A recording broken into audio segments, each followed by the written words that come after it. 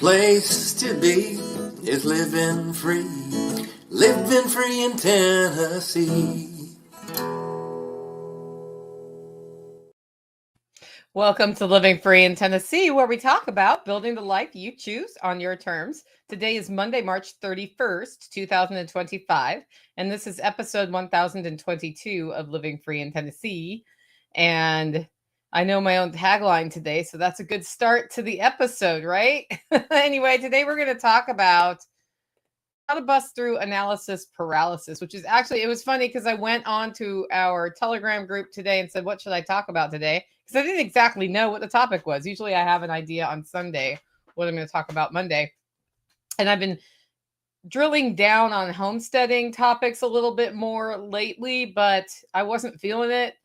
And I was also a little tired because we had a GSD weekend. So I just threw it out there and somebody said how to cut through analysis paralysis. And I thought, well, that's funny because I kind of had some of that going on all weekend because we had a GSD weekend and there were so many things we could do that I had to make myself figure out how to accept the help that was here by making decisions about doing something, right?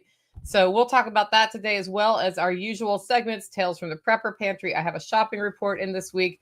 The frugality tip bank is empty, but I have a frugality tip for you from me. And then we'll also talk about Operation Independence. Before we do that, I do want to talk about the featured event of today's show, and that's the Homeopathy for Urgent and Emergent Situations that is coming up next month. And next month is when, guys? Next month starts tomorrow, which means this particular webinar is only about 2 weeks away. And it's on a Thursday night. I think I originally was saying, hey, it's going to be on a Saturday, but no, it's Thursday, April 10th. So, tomorrow's the 1st. That'll be like a week and then a little bit. And it's going to cover ways that you can naturally control situations and help people to stabilize them to get medical help. And it's done by Sarah Thompson, who was on my podcast once about homeopathy. She's a homeopathist out of Maine. I think it's going to be fan-freaking-tastic. So check that out at livingfreeintennessee.com. And if you want to just go to the site, and if you're on the phone, scroll down until you see the featured events. It's the top event right now because it's the next event, and those come out in order. Also, if you want to throw an event on our community calendar, there is, if you click on that calendar and look at all the events, there's a link there for you to fill out a form that gives me the information I need to post those on the website. I also want to thank two sponsors today. Our first sponsor is John Pugliano of the Wealth Studying Podcast, and that's over at investablewealth.com. I actually really caught up on all of my listening, right? And I listened to the Wealth Studying Podcast, and I hadn't really, it had been about a week or two, or probably more like a month, if I'm honest, since I'd listened to his, because it's been a lot of activity here. And then I've been listening to some longer books to try to crack the nut on some things like artificial intelligence and that sort of thing. So I hopped back in and I'm like, this is so great. 15 minutes. And I get a really good view of how John's making decisions. And he is a self-made millionaire and did not start doing any investment advising until after he had made his own first million for himself, which also involves saving the money by budgeting to get the funds to invest with, to then start investing, to then, test of how he approaches things works. What I really like about John and his perspective on investment is how he integrates national and international events into how that works and doesn't just let short-term things sway him from the long-term goal. Check that out at investablewealth.com. If you go there, navigate to the podcast. It says books and podcasts on the top nav if you want to check out the Wealth Studying Podcast, or you can download it on just about any podcatcher. We've even got them over on Fountain. So if you're using Fountain FM, you can totally get the Wealth Studying Podcast there as well as mine. And then we can talk back and forth because I can comment back and forth there, which is kind of cool. Except for sometimes they hide my comments or they hide other people's comments and I don't find them for a few weeks. But I will answer back if you send me something there. Eventually I'll be like, wait, what? Oh, yeah, hi. That's the way that works. Okay, we're ready for our first segment of today's show, and that's Tales from the Prepper Pantry. This is where we talk about storing what you use and using what you store.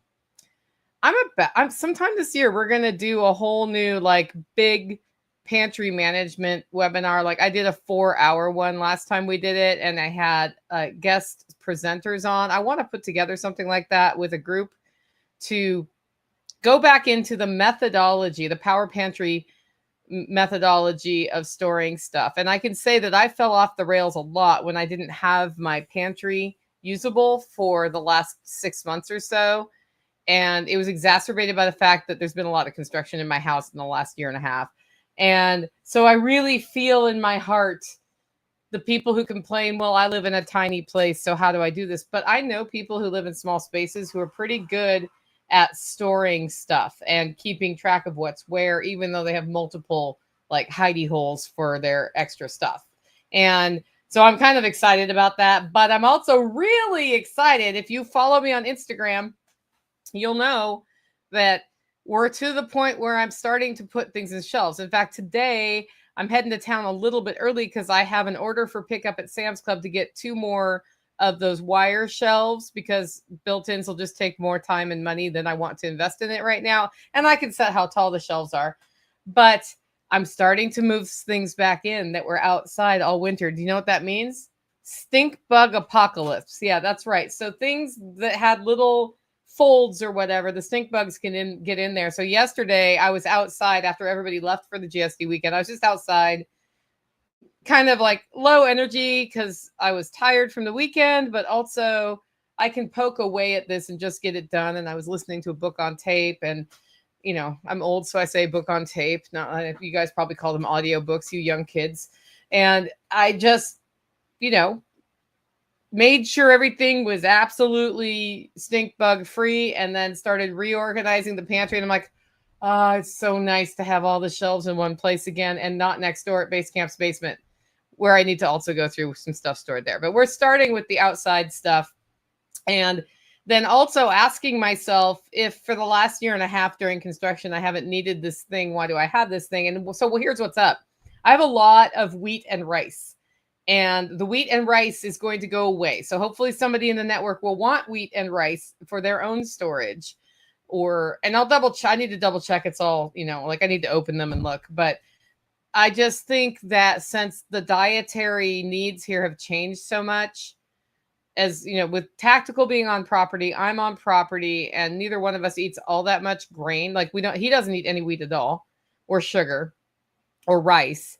I eat rice, you know, 4 times a year. My mom eats rice when she's here, and she makes bread when she's here. So I just don't need as much stored. And I would like to use that space for things I do need stored. Like I could replace all of the buckets with a freezer, which would store the meat that we do eat. And we are doing a great job of raising the meat. So I think we're going to be cycling through that. And I have a question related to this on the live stream from Debbie in Tennessee, Texas. It's Debbie in Texas is her username, but I was giving her a hard time before the show started. We were chatting, and I was like, Debbie in Tennessee, because she's in Tennessee. Anyway, she says, could you use some of the wheat and rice as chicken food? That and worm food. Yeah. There's absolutely no reason to buy rice, to make rice for the worms, or make it to go to catch IMO, which is indigenous microorganisms. I always have to like think about what that stands for, because I have plenty, but absolutely can feed it to them if I want to. I would actually, I mean, they can eat it, I think, as is, but if you soak it, I bet it's better. So yeah, Packrat says stink bugs, those biting orange invasives that look like ladybugs, and red wasps. Those things are all coming out right now. Box elder beetles are coming out, and you just got to watch it. So what I do in buildings is I run an ionizer and I get out of the building. So I have small outbuildings I use for different things. And if I see some of those in there, then I run the ionizer and then I vacuum, and that helps a lot with the population. But I went into my camper and it was like a horror show in there. So I'm going to have to run the ionizer, do the vacuuming of all the things, pull any like blankets, bedding, anything out, wash it, because I don't want to have the smell of those stupid bugs on it.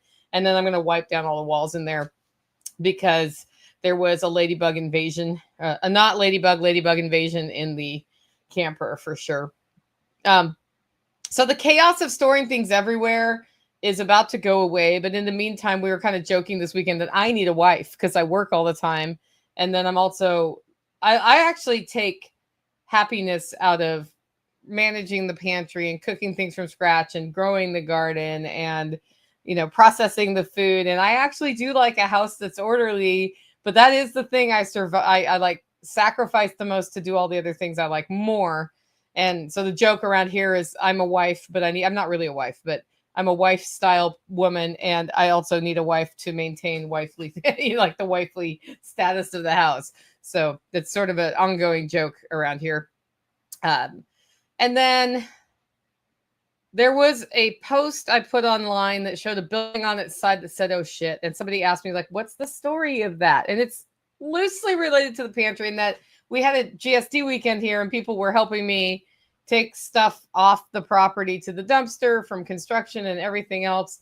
And then also that was the reason that was kind of a funny post from people who were in the know, is the building you saw on its back in that picture was the composting outhouse. Now, obviously there was nothing yucky in the outhouse when we tipped it back, but we used everybody here to tip it back. And it had been originally built about 7 years ago on a pallet, and the pallet was rotting. And we can't have people going into the outhouse and falling through the floor, first of all. And it's very hard to level when you level it and the boards are floppy, right? So we shored up the underside of it with some leftover pressure treated lumber from the deck we just put in on base camp. And then we were going to rotate it 90 degrees. So because its door has always faced in this direction where there's a drop off. So there had to be a step or a deck in front of it. It's not a big deck, but a deck is probably an over dramatization of what that is. But it was a platform so that you could walk around the front and go into it. Well, that was also rotting because that was made out of a piece of the OG deck I put on here 18 years ago on my house, and then cut that out and put concrete in and then used it on that outhouse. Like it's been folded in a lot. So what I did was what Tactical suggested is if we rotate it so the door is uphill, you don't have to have that at all. And I was like, that's brilliant. So then we tried to rotate this thing with, 8 of us here. And because of where it was situated on such a steep hill, it tried to roll down the hill on me first. And then, so that was why that was funny, because it was sort of that, oh shit, the shitter on its back, right? Well, it wasn't. It was fine. We tipped it back up. We left it facing the original way. I talked to Tactical about rather than hurt somebody in the process of moving this, can we cut a hole for a door in the side after we get this back braced up on its foundation? Or do we just want to burn it in place? You know what I mean? And just build a new one. And the good news is it is finally rotated 90 degrees. It is not currently back on its foundation. So, but we did that without people helping because, my thing was when it started looking precarious, I just thought, I would rather spend the money on all the lumber and do all pressure treated lumber and build a new one than roll something like that on people and hurt somebody. So that was the oh shit story. Next up, we have the weekly shopping report from Joe. And Joe doesn't put this up every week. And I believe it's because Joe is retired and doesn't necessarily go shopping every week. He doesn't have to anymore. I don't his whole lifestyle has changed now, which is awesome. So this is what Joe has to say. This one will be short and boring. No major changes. And he said Dollar Tree was the usual first stop. The drink product mix is shifting, but stock levels remained excellent. The online price of a 2x4x8 stud at Home Depot was $3.85. You guys remember when those were $12? Yeah, that's when I built Taj Mahal. That was a fun bill. Aldi was last. We found everything we wanted, but my preferred chocolate has gone up to $2.69. Staple prices were as follows. Bread, $1.39. Eggs, $4.97 with a limit of 2. Interestingly enough, egg prices are coming down other places, though. So I expect to see that price start to fall because the commodity crop eggs are coming down. Why? Because chickens are laying eggs that were young when they offed a bunch of chickens. So it's just logically time for that to start happening again. Whole milk is $2.84. That's down a little bit. Heavy cream is $5.29, which makes me sad. OJ is $4.09. Butter, $3.75. That's actually down from, I think its high was around $4. Bacon, $3.99. Potatoes, $4.39. Sugar, $2.99. Flour, $2.35. 80% ground beef is $4.59 a pound. cheap 80% ground beef at Aldi is $4.59 a pound. And this is why you should just buy a whole cow. Just throwing that out there, because you'll be getting something for about that price, depending on how you figure out what steaks are worth versus what ground is worth. But you'll be getting something for close to that price, and it's so much better quality. And all you need to do is find somewhere to put it or find people to share it with. Untainted regular gasoline at Weigel's is still $3.59 a gallon. I drove to Camden last week, and I get to drive by my favorite ethanol-free gas station. And on the way there, I topped off there, and on my way back, I topped off again. So my Subaru has a lot of ethanol-free gasoline in it. And I do find that I get better gas mileage with the ethanol-free. And not more than the quote-unquote money for the ethanol gasoline gets me, as far as, like, I spend a little more for that. But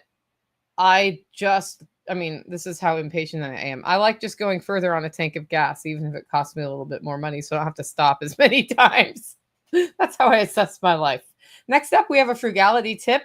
And I don't have any listener tips in this week. So if you have a frugality tip you would like to share with the Living Free in Tennessee Network, email it to Nicole, Nicole, at livingfreeintennessee.com. I am getting all your emails, and most of them are all caught up on. I'm doing a pretty good job of that within a week, making sure I get through my inbox, as long as I can, and either answering or not answering, putting it in the show, or whatever I need to do with those emails. Except for y'all who'd send me complicated stuff. Sometimes that takes 2 weeks. But I would love to have a frugality tip. And when those come in, I just put them in my little frugality tip folder. And then I go there when it's time to do show notes. And if there's one there, I use it. And if not,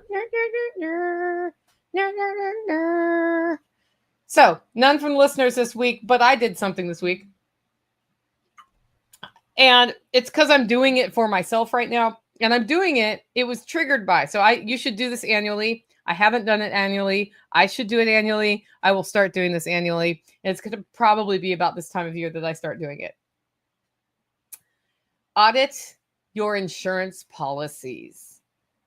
What triggered this is that my primary bank that I use for my, like paying all my bills and blah, blah, blah, blah, blah, like the cash flow bank.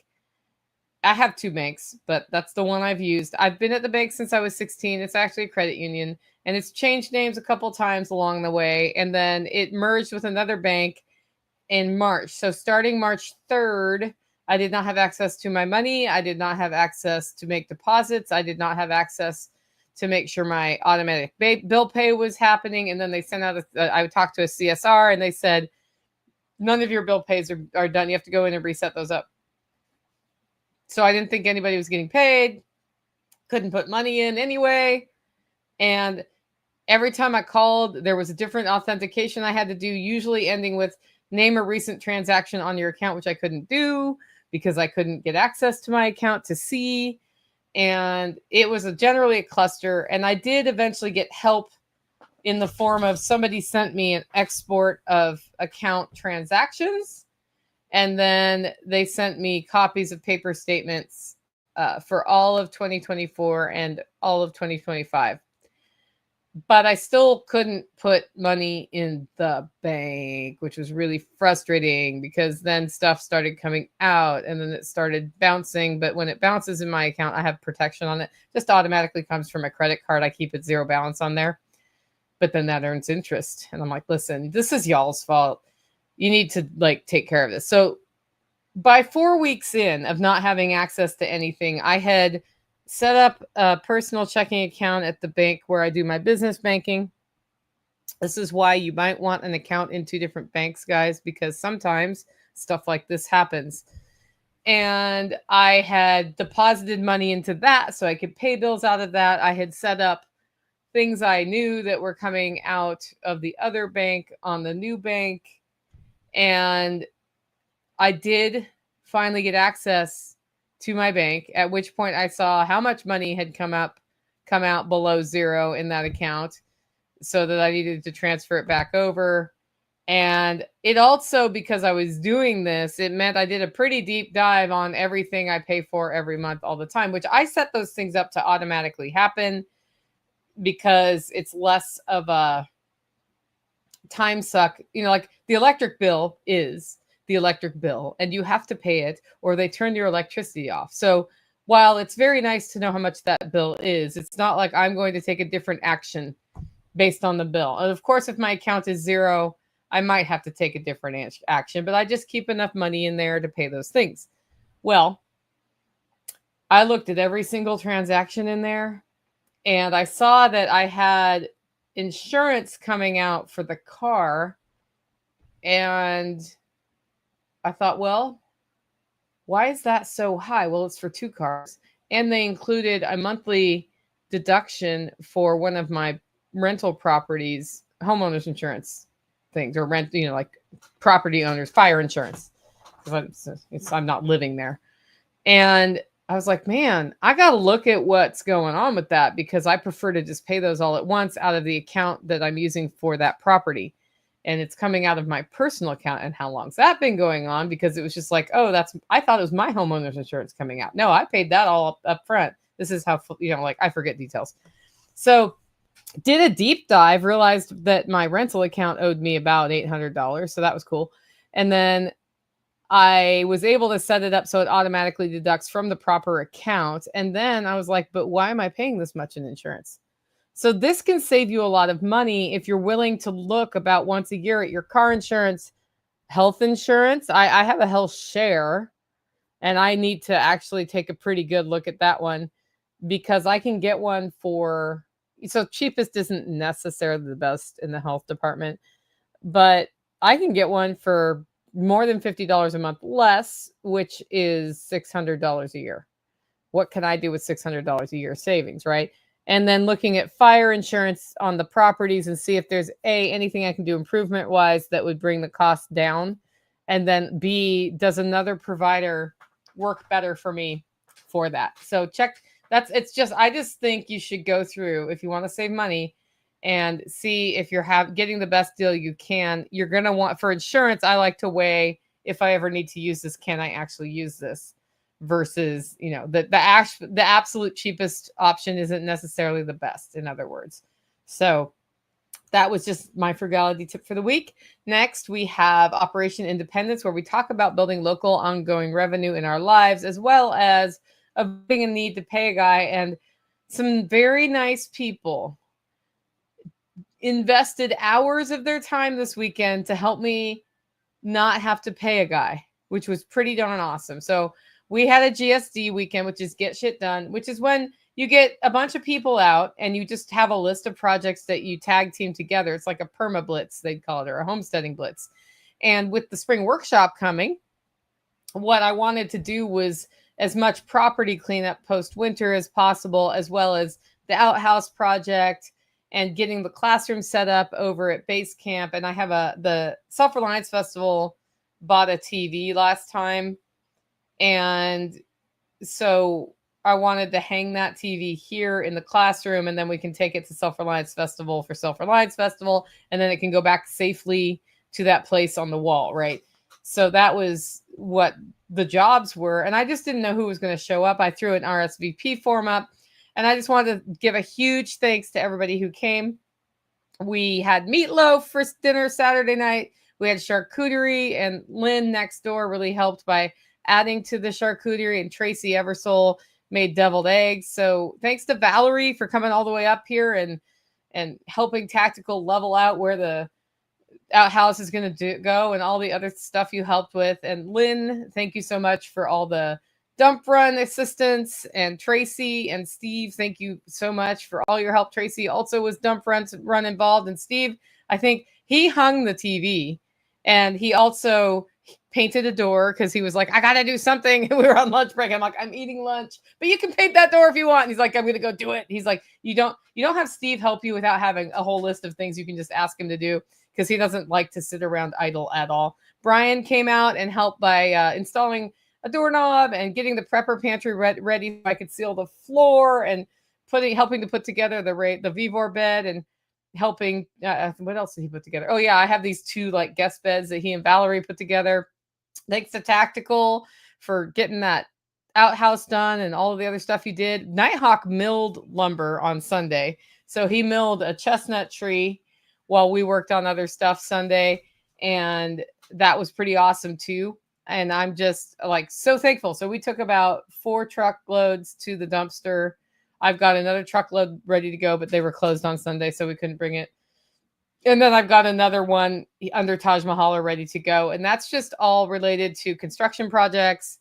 And also, as I'm putting things back into the prepper pantry that have been out for 6 months under a carport, a lot of it, it just kind of gets yucky. And there's a point where it's like, that's too yucky to keep using it. So that was not a frugal decision, was it? But it is what it is. Anyway, I wanted to thank everybody for that. And of course, Bob, who came down with his tractor, and we tried to kill him by trying to tip the tractor over. We did not tip it over, but he was doing a wheelie. And turns out the outhouse is a little too heavy for the tractor with forks to move. And we learned that lesson, and nobody got hurt. And that was about when I was ready to put it on fire. But it is rotated now 90 degrees. So we're good to go. So it was really fun just sitting around the campfire with the folks who were here overnight and talking. So I had a great time. With that, it's time for the main topic of today's show, and that is busting through analysis paralysis. I think this is something, especially if you're more homestead or permaculture focused, this is something that it's a problem of our own making. And there's 2 things going on here. Analysis paralysis can be a response to overwhelm, like there's so much to do, what do I do? And I can't think, and then I don't start, and then I go into denial, and then I just go inside and play a video game or read a book or, whatever. Walk away, or scroll social media. Social media is designed to suck you in and keep you there, and that can really inhibit your productivity by way. So, analysis paralysis, it's great when we identify we have it. And I'm really glad somebody asked that question. And there was no way I wasn't going to cover this topic the minute somebody brought it up, because analysis paralysis can really undermine your forward momentum, especially when you're ready to build the life you want, not the life that society told you wanted that you don't really want. So let's start with why we get stuck in analysis paralysis. The one I see most often, especially for new people coming into our world, is fear of doing something wrong. I don't know what we did to the millennials, but they have a much higher fear of doing something wrong than Gen X. And then the generation after them, an even higher fear. I believe it's the programming in society where there's a right answer and a wrong answer for everything at school and other places. And that, paired with cancel culture, has made that fear of doing it wrong really, really high. And then also setting up kids in a situation when they're young where they don't fail and learn from their mistakes means that maybe the first time they've really failed at something, they're almost an adult, or they are an adult. And that's really, really hard, because that then sets you up with all this internal anxiety about doing things wrong. You were already worried about right and wrong on the way up, and then you failed, and then that hurts. If you've had that hurt younger, you start developing coping mechanisms for when that happens. And hopefully you learn the lesson that we all fail, and failing is how we learn. And so the best thing you can do if you fail phenomenally is like look around for the good in that. Oh, I'm not dead, so that's cool. I didn't kill anybody, so that's cool too. So now I just gotta not do that again, So there was something to that, going out there without helmets on our bikes and building those jump ramps when we were Gen X kids out there running wild in the world.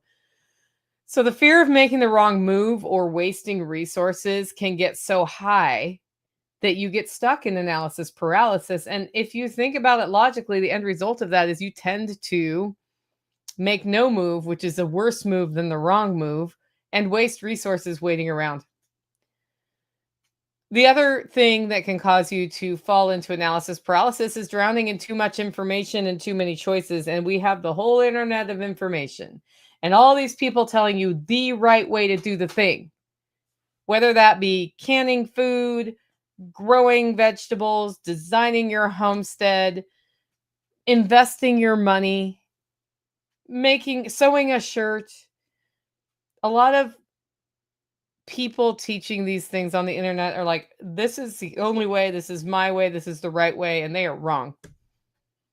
They are usually wrong. When somebody's done something for most of their life and they have a way to do it that they've figured out is the most efficient, they might actually be right. But that's what it is. It's usually the most efficient, but if your outcome is the same, it doesn't bloody well matter. If you go to do a sink of dishes and you fill that sink with sudsy water and you start with your least dirty things like glassware and then work to your dirtiest things like pots, in theory, you can do it all with that same sink of water without having to refill it. If you start with your pots, when you go to clean your glasses, it leaves scum on your glasses. So then you need to drain the sink and refill the sink. Is one way more right than the other? Maybe. Are you a failure if you do 2 sinks full of water? No. No, you're not. It's just less efficient, and that's not a big deal. But with all of that information out there, and we're all going to die, and it's illegal to do the thing, and then all the people confirming the statements about those things. This is particularly bad in rebel canning groups because they're like, yes, you can water bath green beans, and I'm going to tell you why, because botulism is a fiction perpetrated by the government. And I'm like, botulism is not fake, and you don't want to get it. I'm just saying. They'll go off on that, and what they could do is say, this is why scientifically water bath canning green beans can be done, and this is how you have to handle it to not get botulism, because there's actually something you can do to basically reduce your chance of getting botulism if it's in there to about zero by water bath canning beans. Of course, you have boiled them for like 3 hours, and you've boiled them some more, and that's a lot of boiling when you could just pressure can them for like, I think it's 25 minutes for green beans.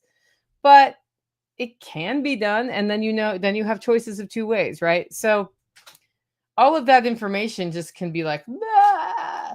The other thing is perfectionism, especially among our more thoughtful members. There is a tendency towards needing to do it exactly the right way every time. Like I see it here all the time with Tactical, where he'll go to work on my house and he'll be really mad because the doorway isn't square. And I'm like, my house was built by a dude who lived here, who was not a professional contractor in he started building on the property, I think, in 1970. The house was completed in 89 officially. I don't know when it was really done. That's just when the county noticed it was done. And it's on a hill and it's had water problems. So certainly there's been some settling. There's been settling since we fixed my floor here. The ground has moved. There's not a square corner in this house. And Tactical's solution is we need to take everything out and make it square. That's perfectionism in disguise. Like not wanting to do anything until it's exactly right. Well, you know what? I need shelter between now and then, so we're not doing that. And I'm not going to spend $500,000 making every corner in my house square, when what I would really need to do is just wrecking ball this, and then I'd make it square, and then 10 years later it wouldn't be square again because it would have settled, right? So pressure from external voices is another big one, and that I think we talk about generations and how reactive to the peer pressure they are. And I think this is more about age and less about generations. I think when we're younger, we react more to peer pressure. And with social media, the external voices are much louder than they would be in your real life. But also, when you're building something awesome for yourself, people, you'll get these naysayers who you thought were friends who are like, you can't do that, or that's a terrible idea, or what are you going to do if fail, fail, fail, fail? They're like real bad worriers, and they worry in your direction, and that's really toxic. Because those external voices don't know what you know. And a lot of times they don't know they don't have any direct experience in what they're giving you advice on. And if you listen to them and get stuck in analysis paralysis about how to do a thing, then you never even do the thing. So that's where I see analysis paralysis coming from. It can be one of those things. It can be all of those things. So, how do we cut through all of that when we find ourselves in that situation? A, look for signs you're in that situation, right? Do you have something you're like, I really need to do I need to redo the Living Free in Tennessee agenda. This is my analysis paralysis. I had the agenda done, I put it out, and then one of the speakers was like, so I had this other awesome opportunity to speak, and it means I'm traveling the day before your workshop to your workshop. So it would be way better if I spoke on Friday and Saturday than if I spoke on Thursday. Just in case, heaven forbid, a flight doesn't arrive somewhere, I get in super late, like whatever it is, because even if I get in super late, I'm maybe not at my best for speaking first thing in the morning. And I was like, fair. Thank you for giving me. So I need to redo the whole agenda. And analysis paralysis has me in this, like, I need to move those 2 sessions, but I need to keep the overall, there's a shape of the event that's like the intended journey that people go on as far as agenda goes. And I need to keep the journey, so I can't just put like this weird hands-on activity first, because people don't really know each other first thing on day one. And it's better if they've had a chance to be around each other a little bit, and then you do a hands-on activity, because then people are a little less shy about like, hey dude, hand me that screwdriver or whatever. So it's an energy thing. So to me, that's been something I've been a little bit like stuck in analysis paralysis on, to be completely transparent about it. So I've identified that. I identified it last night when I was sort of thinking about what the week was going to look like. And then I made a plan to deal with it. So I think if you want to cut through analysis paralysis, it starts with having more. You guys are going to know what I'm going to say, right? Having more clarity on your priorities. Where are you really going? How are you actually making progress in your life? What are the most important things to do those things? So when I'm in a problem, I document where I am spending my time and what I'm doing and and I think about what outcomes I'm getting. And this can go as granular as tracking a time. Like right now I'm using, for the whole month, Toggle Time Tracker to measure exactly how much time it actually takes me to do show notes, for example, those sorts of things. And if I'm sitting there having a cup of coffee and a Taj Mahal or to rest, I actually run the timer for that, so I can see how much my 15-minute breaks are taking. Is it really 15 minutes, or is it, 45 minutes, or is it 5 minutes? Those sorts of things. You don't necessarily have to go that deep your first time. Just start documenting where you're putting your time. You'll be surprised. And one time I set an alarm every 15 minutes between 8 in the morning and 5 at night to go off on my phone. And it would just like ping one time. And I was like, oh, what am I doing right now? And I would write down on a piece of paper what I was doing at that moment. Because sometimes what happens is we go to answer emails and we get on our computer and we see a thing and we start writing a blog post, or we start whatever, thinking around on social media. And if you have that constant interruption, which makes it impossible to concentrate, you will see that like, oh, I wasn't concentrating anyway because I'm off on a tangent. So document where you spend your time. Revisit your vision or purpose for your life and for your family and for what you're doing. And if you don't have one, this means develop one. This means you're not just going to develop that in 2 minutes. Like, spend the time thinking about what you love and hate and all of those things that we talk about in my 3 things. So you know what your vision and purpose is. So you know that these are the outcomes I want to see and the kind of life I want to live. And then learn about, if you don't already know, learn about how you're wired. I know how I'm wired because I've spent time with psychologists and I've spent time analyzing. Am I a planner? Am I a doer? Am I a thinker? Do I have ADHD? Am I autistic? Do I approach things autistically or ADHD-ly? That's my new adjective. Like, how do I work best? When I'm most productive, what has to be in place? When I'm least productive, what's going on to make me that way? All of those things, like, know your own wiring. And if there's something that's constant analysis, frustration, paralysis, frustration, look at that carefully and start asking yourself, is that thing or that big mountain I need to conquer, is that something that is just counter to how I'm wired? That doesn't mean you don't do it, but it'd be helpful to know, because if it is counter to how you're wired, how can you use how you're wired to do it anyway, right? That's the thing. And then identifying those leverage points that will ease other areas. For me, having somebody in to clean my house once a week was super helpful when I had the ability to have that happen, because that meant that like the basic clean got done every week. And that takes 4 hours at my house, just by the way. That took her 4 hours every single time. And she's like, why does it take so long to clean this floor? And I'm like, because I have 2 dogs and 4 cats, you know? Um, but then that opened me up to be able to spend more time on meal planning, on preserving and putting away food, on starting to organize some of my doom boxes, on building hollow roast coffee. And for me, that was a huge payoff, right? Huge payoff. Well, there may be other leverage points you have. And another leverage point I've been working on, I call it paperwork monster. You've heard me talk about it, where my paperwork was getting out of control. And then that causes me to be late on tax filings and all of the other things. Well, paperwork monster has become a priority in my life. And that means that I'm more caught up. I'm not, by no means caught up on paperwork, but I'm a lot more caught up. And what I know is when I'm caught up on paperwork and then something comes up and I need to find information from the paperwork, I know where to find it instantly. And it's not like I have this inbox that's as tall as me that I got to go through to find the thing, right?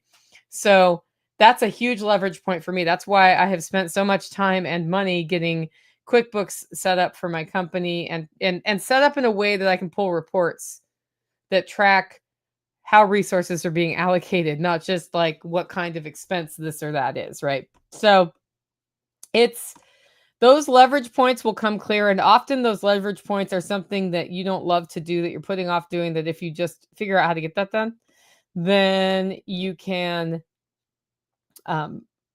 get it out of the way and go on with your life.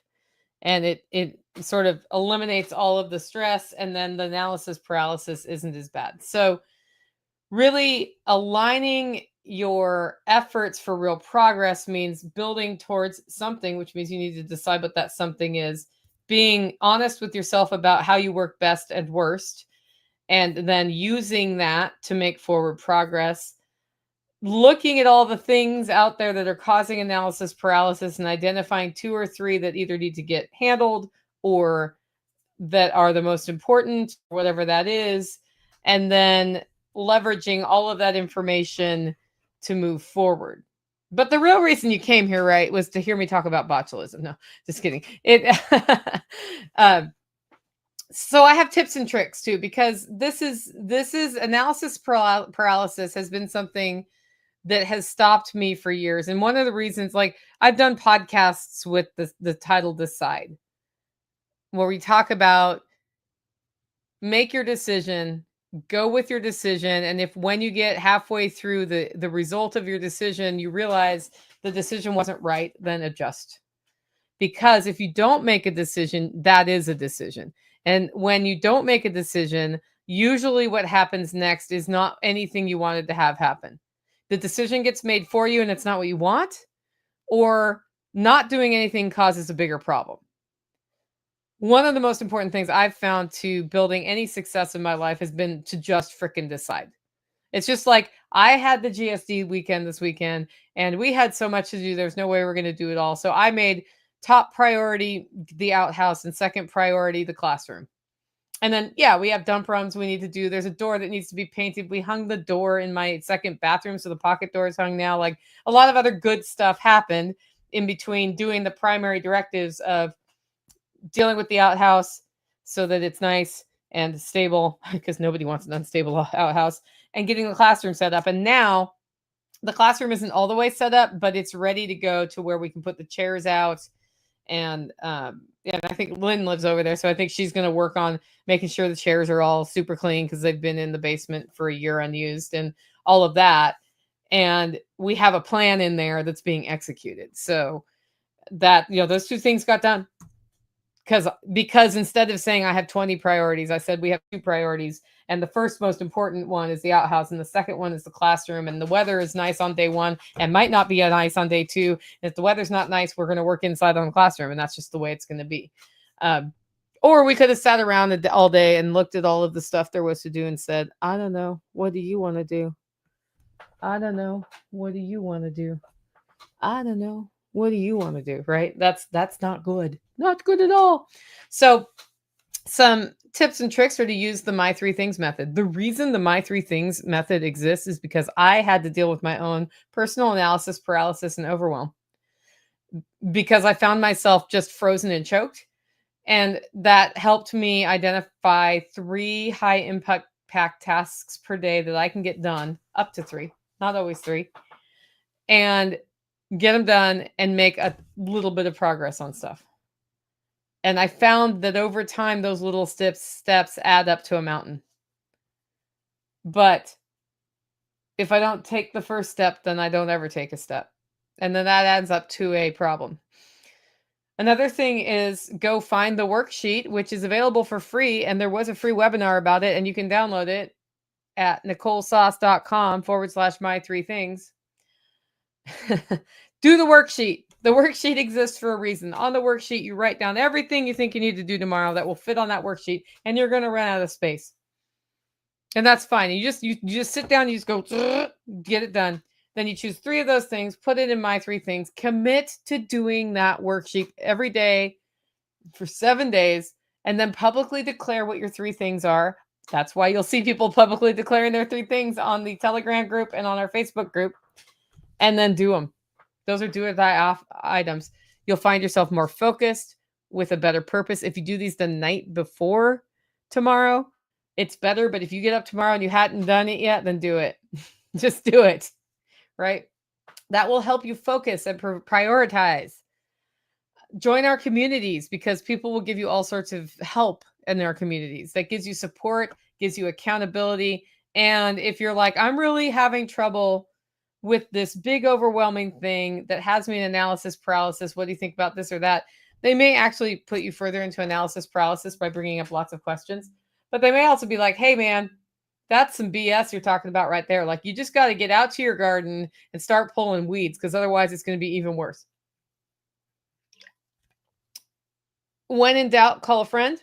Call a friend that you can talk to. Call a friend willing to come over and help you. I can't tell you the number of times that I've been like, I don't know where to start. Tracy, come over. And Tracy comes over and I'm like, I don't know where to start. And she's like, well, let's start here because we got to do something. Right.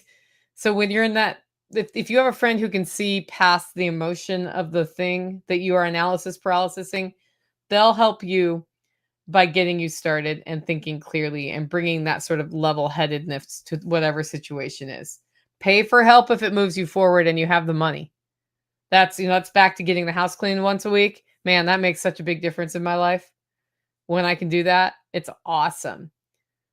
It's awesome. Paying somebody to come haul off scrap metal here has been great when it happens. Well, Tactical took the scrap metal this week, but I just had somebody come out and buy the 3 rims for my car that I was selling. And I was going to take that 4th rim, which is aluminum, to the metal scrapper. And he's like, well, what are you doing with that? And I was like, well, I was going to take it to the metal scrapper because I can get money for that. And he's like, well, how much do you want for it? And I was like, I was like, you know what, Nicole? You don't have to go to the money scrapper. I know it's worth not an insignificant amount of scrap metal money for an all aluminum rim, but I was like, you can just have it. And he took my problem off the property for me. That may not have been the absolute, all the money I could squeeze out, but I also didn't have to go to the scrap place, wait in line, get weighed for one stupid rim, have them then say, here's the cash or whatever, and then go back, that all takes time too. So, and it was a single car rim. So anyway, this one's a big one. Break things down into the minimum viable situation needed. And this is something I learned building websites. When you work with a customer and they're like, I want a website that does everything. And I'm like, why do you want a website that does everything? And they're like, because everything is fun. But what I really do to make money is thing X. And I'm like, well, hear me out. In order to get thing X done, what do you need on a website just to do thing X? And they're like, these 3 things need to be on a website for that to happen. And I was like, let's do this. Let's build a website that does that. And then we'll launch it and it starts making you money. And then you can get feedback from people buying your things about if they want all those other resources and doohickeys that you really want to put on your website. It gives you a minimum viable product, which then allows you to learn what your customer base wants, which is really what you need to be talking to when you need to be making money off of a thing.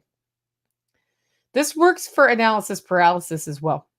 And I think about Zach Bauer from An American Homestead, who recently made a video, when should you pull the trigger on that homestead property? That was the title of the video. And I was like, cool, I'll listen to this. And his point is he goes to all these homesteading events and meets all these people who are dreaming of homesteading, who want to homestead, who are not pulling the trigger on a property because they haven't found the perfect property yet, right? Sound familiar? This can be your homestead property. This can be a project you're working on that you haven't pulled the trigger. I didn't pull the trigger on buying a car for a whole year because I wanted a flippin' Toyota. I wanted a 4Runner. But my budget wanted a Subaru. So I finally was like, you know what? I got to have a car. I'm just going to get the Subaru. It's not a bad car. It's just not a 4Runner. You know what I mean? So he said this. It's better for you to get started. Now I'm summarizing. He didn't say this in the example, but basically his point was it's better for you to get started on your homestead and start building your homestead and build it through persistence and in ways that make budgetary sense and all of that, than to sit around waiting for the perfect property while property prices go up, right? And then also, how much money do you have? Is that going up or down while you're renting somewhere waiting for the perfect property? So he said, break it down, like get out a piece of paper, write everything you want in a homestead. I want a house. I want 16 acres of land. I want a shop space. I want fencing installed already. I want like blah, blah, blah, all the things you want, a barn. And then he said, when looking for a property, you get 3 things. I was like, dude, you need to come be on my 3 things webinar next time with your 3 things thing, because that's my 3 things. Anyway, I was like, yeah, he's right. He's like, and I'm going to assign you your first thing, water. Any homestead property you're going to get has to have a reasonable, steady source of water. And he goes on to say, like, that can be a well, that can be a spring, that can be a creek running through it, that can be you put it in a part of the country where you get lots of rain. Like if you're getting 52 inches of rain a year and you don't have a well on your property or a spring on your property, or you can put a well on your property and be reasonably sure you're going to get water, then you can collect it from the air at that point. That's harder to do in Arizona, although not impossible. So you get 3 things from your list that are the most important, and the first one is water. So now you only have 2 lists left. What other 2 things do you want? And with that list, go out and look for your homestead property. And every time one fits those things, it's up for consideration, and pull the trigger on one of those and realize you are committing to building all of that other stuff when you become a homesteader. Right? Especially if you're building the off-grid, like it's not, so if you find an off-grid, beautifully built homestead with everything in place, the price tag is going to be the price tag. If you want to build it on a reasonable budget, you're going to be building it. And it's possible to build your homestead without breaking the bank. The same goes with anything where you're in analysis paralysis. Figure out what your minimum viable thing is and pull the trigger one way or the other. Figure out what your do or die thing is on if you go on this trip to Europe or not, and either pull the trigger or get off that firing line and move on to something else, because your energy is wasted by just standing there going, right? So if you're delaying on something through analysis paralysis and you need to make sure you have the perfect number of widget providing things for your business that you're building, that you always wanted to start your business and you haven't started it yet, because if you get 1 million orders tomorrow when you launch the business, because it's such a good idea, that you're just not going to be able to fulfill it. And so you spend your time building production lines and plans for production lines and making sure that you're going to be able to go through every government hoop possible and blah, blah, blah, blah, blah. Why are you delaying starting that business really? Is it because you don't really want to do it? That might be true. That would be a good conversation to have with yourself. Yeah, Tori says I'm in the middle of looking for off-grid property. Every property, Tori, is off-grid if it's not hooked up to anything yet. And then you can just build it how you want. And that, I say just, probably shouldn't use the word just there. It will take perseverance and work, but you can do it. Ask if you're delaying because you don't really want that. And I think about my music degree that I got in college, and we'd have to perform in front of professors, and they critique you, and you're like, these are called juries, and it's actually a really helpful educational device. Plus they make you as nervous as possible, so you deal with that in front of 3 professors instead of in front of 50,000 people if you're a really good singer. And that's all part of it, right? But I failed my junior jury the first time. And the reason I failed is I did not practice enough. And the reason I did not practice enough isn't because I hate singing. I love singing. I'm gonna get off this podcast. I'm gonna wrap up for the day. I'm gonna go into town. I'm gonna sing in a choir. The reason I didn't try by practicing is if I failed and I hadn't tried, then I didn't have to have the pain of real failure, because it wasn't like I just tried the hardest I could and I failed. Instead, I didn't try and I failed. And I went through that whole failure. I got out the other side and I'm like, well, that's really, really, really stupid. I just failed at something because I was afraid of success, maybe. But there was another piece to it. I didn't want to be an opera singer. I did not want to be an opera singer. That's not the life I wanted. But that didn't have anything like you can study different aspects of that career path, by the way. Yeah, I don't have to be an opera singer. So when I realized why I was procrastinating that, I went back to the music hall, and I was like, I feel a little judged sometimes when I'm in a practice room, because you can totally hear through the practice room singing something, because sometimes your voice cracks or whatever, you make a mistake and they can all hear it. Well, I was like, how so? But if you don't practice, you don't get better. You don't learn the things. And I kind of said to some people, I was like, how about this? And they're like, yeah, we feel intimidated sometimes too. I was like, how about every time somebody's in a practice room and you see them later in the day, say, hey, good for you for being in that practice room. So we set up this whole positive reinforcement thing. And the second time I went for my jury, I passed my jury. It's because I took it seriously and I put the work in. And someday I'll find some original recordings of me singing, because you guys have heard me sing, of course, on the podcast and the recordings that we have of me singing rock and roll, about what my voice sounded like before. What I had before I studied music was a desire to be a singer and the ability to match pitch. That's all I had. I did not have a good voice. So, but I worked my butt off for 5 years, and then I had a good voice too. And then I just kept singing, and then that just makes your voice better because it's in shape. But it's amazing what you can get if you just work for it. If you're like me, try body doubling. Having people over this weekend for the GSD weekend, like they were body doubling. So I was like, oop, I got to keep going and I got to do these things and whatever. And like, just the person doesn't have to be there doing anything per se. They can just be there. And then it keeps me focused. And one of my workarounds for this is when I'm listening to a podcast, or I'm listening to, that's why I listen to so many things while doing something with my hands. It helps me stay at the task at hand, stay focused. And so it's a tool I use all the time. I'm listening to a audiobook right now about money, the origins of money. And I just pop it in and I do the stuff, and then that keeps me, that's like fake body doubling. Music can do the same thing for me, where I'm listening to music, so it's giving me that same doubling experience.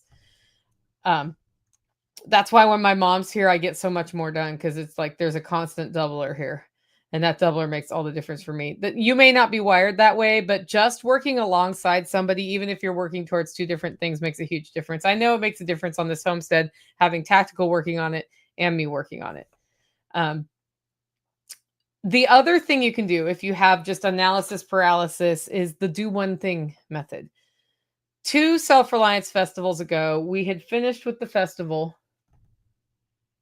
No, 3. So when Joel Salatin was out, I made the terrible error of having the day after the event a chicken processing workshop, which meant I could not go home and I was exhausted. And there was so much to do. We couldn't clean up everything on Sunday like we usually do with all the volunteer help who needed to go home. because we needed stuff set up for the class on Monday. And so we said that we tore down what we could. But I remember during the chicken processing class, which I was not teaching, but I had to be there, wandering around, overwhelmed by everything we had to do, with 4 of us working to tear down this event. Exhausted, going, what do I do next? I don't know what the best thing to do next is. And I could have just walked over to the camper I had been staying in and sat there and had a cup of coffee, not done anything. But then I would ask myself this question: what thing can I do to move me closer to being all packed up? Just one thing now. So when you're having analysis paralysis and not making forward momentum, progress over perfection is a big deal. And just ask yourself that question: what can I do to get one step closer? If you're like, I'm not ready to, I don't know how to launch my honey business online. There's this website to build, and I'm not sure the best system to even use for the website. Ask yourself this: but what can I do to start my honey business? And maybe it's that you start selling it on Facebook Marketplace or on GoLSN or on Etsy or at an event, right? All of those things could be possibilities. In analysis paralysis, resetting your brain's a big thing. And I do that all the time. Analysis paralysis. I don't know what price to put on the Rwanda coffee for Hollow Roast coffee. All I know is the core beans have gone up like $4. Go on a walk, work out, blast your favorite song, and then come back to it. Just reset your brain sometimes and you can get it done. But above all, I think the most important thing that you need to do if you are stuck in analysis paralysis is go to your AA for analysis paralysis group, commit, and don't look back. Stop it. Analysis paralysis is actually a procrastination technique because you don't want to deal with it. So commit to something. Nothing replaces just deciding to move forward. Nothing at all. And that could mean like admitting to yourself you're never going to do the thing. That's why I actually deleted all the emails that I ever got in 2024. They're all gone. All the unanswered 2024 emails will never be answered because I was like, you know what? I'm committing to dealing with my email better in 2025. And in order to do that, I can't be worried about 2024. And I've already not answered people for months. So it's out. I committed to it. I'm not going to look back. I'm not going to invest time on regrets from 2024. I've just decided to move and I'm moving forward. And a lot of people are getting a lot more answers because of that, which is better than continuing to wallow in 2024 unanswered emails. Nothing replaces just deciding to move. So those are my thoughts on how to bust through analysis paralysis. You got to realize that you're there, set your priorities, and then do whatever it takes to move on. Anyway, if you like the show and want to support the work I'm doing here, you can do it in 2 ways. 1, get your coffee at hollowroast.com. 2, consider becoming a member and grab that member webinar, which is all about homeopathy. I also want to mention, if you're on the weekly email list that comes out, you can sign up at livingfreeintennessee.com. We sometimes have really cool things come up. And this week, Peter Hutchings from Terra Power in Sparta, Tennessee, reached out to me with a deal on some used solar panels. He sent me a list. He had one set of panels at 11 cents per kilowatt hour, and he had another one for 15 cents per kilowatt hour, which is super dirt cheap. And if you're trying to build your off-grid analysis paralysis laden homestead, that might be a thing to look into. So if you want to check those out, go to email him at phutchings, PHUTCHINGS at Terra, TERRE, power.com. And it's in Sparta, Tennessee. So if you're within driving distance, definitely reach out to him and see what he has going on. Because even though these may not be the ones for you, he will probably have other ones in your future if you're looking for stuff. This is where I bought a pallet of solar panels and then resold them that we put on my roof, by the way. That's why he had my information, because I bought a pallet from him. So check that out. That went out in the email already. You could have just read it, just saying. Anyway, with that, guys, go out, make it a great week.